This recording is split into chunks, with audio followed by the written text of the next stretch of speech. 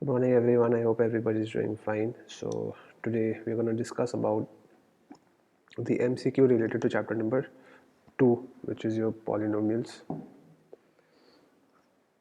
This is for your chapter number 2, polynomials. Okay, since we have completed the chapter, our revision classes are going on based on MCQ's portion and one word. This will also be equivalent to your one word. So the zeros of the quadratic equation, this are both negative after having solved for in Sridharacharya's ways. Okay, this is Sridharacharya's formula.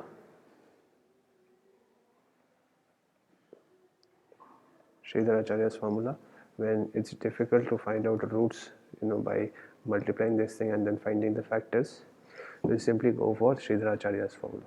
Okay, you see out here both are negative. 99 minus 96, minus 99 96, it will turn out negative. One root is negative, other root negative negative, also negative. Both roots are negative. Okay, this is for your question number 1. Now question number 2 says that the zeros of the quadratic polynomial this are equal, then okay, zeros are equal, which means b square is equals to ac. Okay, then from here you can easily get that a and c will always is equals to b square by 4. Now tell me one thing, this b square is always positive, na? Always positive, so ac is always greater than 0. So it has to be of same sign. Supposing both are negative, then it will be greater than 0. Both are positive, then it will be greater than 0. Okay, if one is positive, one is negative, you will get answer less than 0. So C and A and C, A and C have same sign. Option number C is the correct answer. Okay, kindly make sure you copy the question as well as the answers, so that it's not difficult for you to understand later on. Now question number 3, the number of polynomials having zeros as this and this. The number of polynomials having zeros, 2 roots, 2 zeros. Okay, it's more than 3, because we see out here when you form the equation x square plus minus sum of roots into x plus product of roots. You know this formula. After we solve this thing,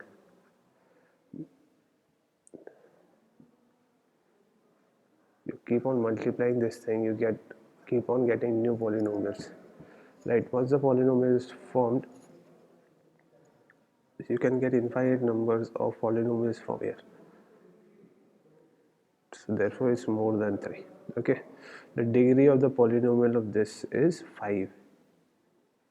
Okay, because when you multiply this thing, x into x to the power 4, it will be x to the power 5, and the highest degree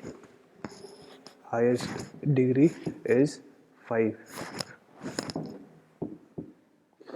Therefore, moving on to question number 5, the zeros of the quadratic polynomials this are 2 and minus 3.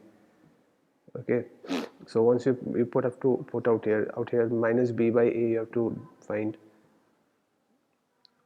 or else you can do one thing, sum of roots minus b by a minus a plus 1 by 1 is equals to 2 minus 3 sum of roots, and then again you will get a 3a from here, and then product of roots के लिए you will do c by a. B is equals to 2 into minus 3.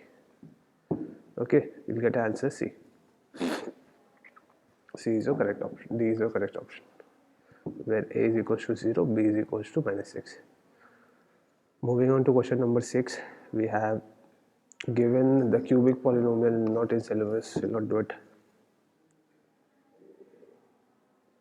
Again, a cubic polynomial will not do cubic polynomials anything, because in basic paper you will not get anything related to cubic. Now question number 8, if one of the zeros of the quadratic polynomial is minus 3, find the value for k. So you put 3 minus 3 out here, and put is equals to 0, you'll get the value for k. This is up to you, solve it, okay, and see if you get a correct answer. Answer is option number A. Moving on to question number 9, A quadratic polynomial whose zeros are this. Fairly easy. ठीक है, x square minus sum of roots into x and then plus product of roots minus 3 into 4. We have already done in question number 4. Whatever matches those tests, you'll get the answer as option number C. Moving on to question number 10. You have the value of p for which the polynomial is exactly divisible by x minus 2. So x minus 2, x is equals to 2 is the factor of this polynomial. When you put x is equals to 2 out here, so you'll get this f of 2 will equals to be 0, where this is your f of x. Okay, from here you'll get the value for p, and I don't think it will be a difficult job for you to find value for p. It's 16.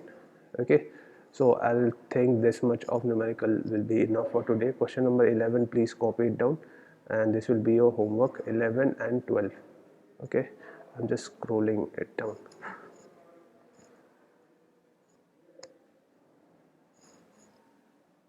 11 and 12 will be your homework. So that's it for today's class. I hope you understood everything. Thank you. Bye bye. Have a nice day.